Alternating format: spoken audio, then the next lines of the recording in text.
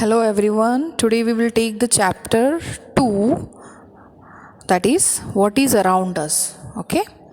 So what we see around us, we see lots of things. Okay? In this picture, whatever is there, some of the things we see every time around us. So that is our environment. Okay? That is our surrounding. Yes. So these all things are the part of our environment. Now, here in this chapter, it deals with some of the spheres. Okay, different spheres. We studied in 6th and 7th standard. Now, first of all, we have to understand why Earth is unique. You know that it is believed that Earth is a detached part from the Sun due to some collision. Okay, so it is believed that Earth is a detached part from Sun, and due to collision, it becomes separated. Understand? At that time, it is like a fireball. Okay, huge temperature, and later on, with the passage of time, started to cool down slowly. Okay, so that means many elements whichever that is in on the earth got transformed into some of the other elements. That means the solid elements becomes lithosphere, the gaseous elements become the atmosphere, the elements which are into liquid transformed into hydrosphere. Okay, so all these are the different elements transformed into solid, liquid and gaseous form. Got it, everyone? So where these three spheres meet and interact, that sphere is known as biosphere. Understood, everyone? So biosphere is one of the sphere where we can live. So these are the four spheres that we have to understand in this chapter. Okay? Yeah. So if I ask you why Earth is unique, so what will be the answer? Earth is unique because the Earth consists of favorable conditions which is not present in another planets. Okay? We can survive due to the atmosphere here, suitable temperature, water, food. Okay, so all these are the different factors, reasons why Earth is different from other planets, or why life is possible on the Earth.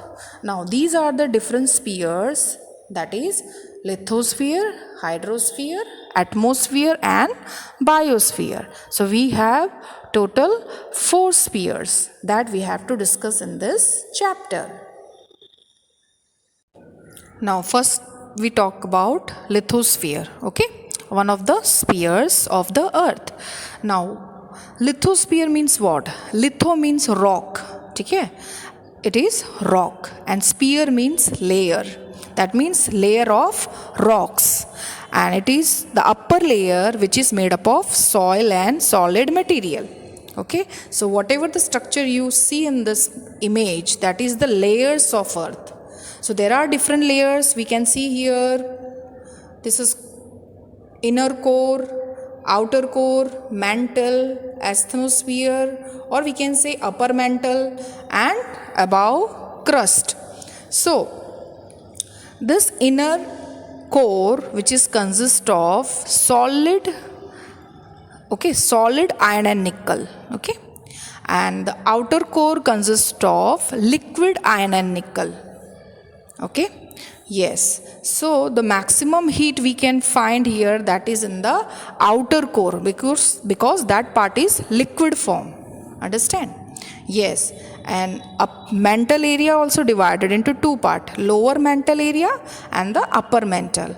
Upper mantle is also known as asthenosphere. Now, what is the layers that is consist of lithosphere? That is up to 100 kilometer thick. So in this layers, crust plus upper mantle area both together known as lithosphere. Okay, lithosphere means the area of crust and upper mantle or asthenosphere together known as lithosphere. And you know that on our earth, 29% that is covered with the help of lithosphere only. Okay, so you can see the thickness, you can see the thickness of lithosphere is not same everywhere. Somewhere thickness is less, somewhere thickness is more. If you see the thickness of continental crust, that is more compared to the oceanic crust. Understood? The thickness of continental crust is more compared to oceanic crust. Understood? That is why they said that thickness is not same. Same way, the exterior and interior features also not same. Okay? That means there may be some difference in the layers, percentage of layers. Understood? And mostly it is made up of soil and rocks. Okay, now what we can find on these layers, the different landforms we can find. That means mountains, plateaus, plains, all these can find on the lithosphere. Now if we go in the deepest part, that is nearby inner core, so that is the place where the maximum temperature is there. Okay, and you can find magma. You know na, molten rocks or melted rocks is known as magma, and that we can find in the interior of the earth. Okay, and due to the heat and pressure, these magmas moving upside downside. Understand? So what happens due to all this movement of magma, the earth's surface, if it is strong, then no problem. If it is not strong, it is not balanced, there will be eruption created. Understand? If the crust is balanced, then there will be no problem. If the crust is not balanced, not in a proportionate manner, then there the volcanic eruption will be happened. Now, as we know about lithosphere, what is the use of lithosphere? Okay, how it is useful to us? It is useful like if it is not there, where we will build our home, buildings. Okay, you can see in this picture now. If lithosphere is not there, where we will build school, where we will get hospitals, all these buildings, road. Okay, so that is why lithosphere is important. That is for drinking purpose also, for availability of water also, food also, minerals, forest, everything is possible on the lithosphere only. Okay, so now we will take next topic, that is hydrosphere. Now hydrosphere is nothing but it is water. Okay, it is a liquid component of the earth. Understand? And it includes oceans, ponds, seas, lakes, river, streams. So our earth consists of 71% of water, that is hydrosphere. Now a water body that is in a hydrosphere carries a huge amount of water. Okay, a huge amount of water body that is known as ocean. So we have Pacific Ocean, Atlantic Ocean, Indian and Arctic. Understood? So all these oceans are connected to each other if we see. Now apart from that, different water bodies which are close to land, that is bays. Now I will show you bays. This is called bay. Understand? This is called bay. This is called strait. Understand? A narrow passage of water which connects two huge water body. Understand? This is called strait and this is called gulf. The inland area with water. Okay? So this is called gulf. So what we understand with this? What we understand that